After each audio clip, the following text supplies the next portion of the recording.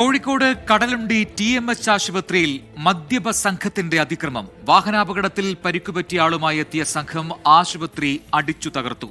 സംഭവത്തിൽ പരപ്പനങ്ങാടി സ്വദേശിയായ യുവാവിനെ പോലീസ് അറസ്റ്റ് ചെയ്തു.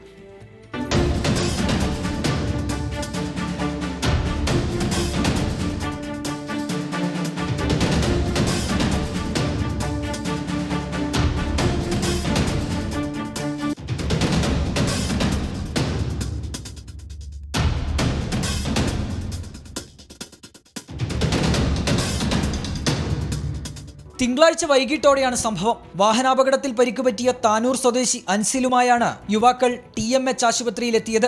അൻസിലിനെ പരിശോധിച്ച duty doctor Kozhikode medical college ആശുപത്രിയിലേക്ക് റഫർ ചെയ്തു. ഇതിൽ പ്രകോപിതരായാണ് ഒപ്പമുണ്ടായിരുന്ന രണ്ടുപേർ ആക്രമണം അഴിച്ചുവിട്ടത്. റിസപ്ഷനിലെ ഉപകരണങ്ങൾ അടിച്ചു തകർക്കുകയും ജീവനക്കാരെ കയ്യേറ്റം ചെയ്യുകയും ചെയ്തു.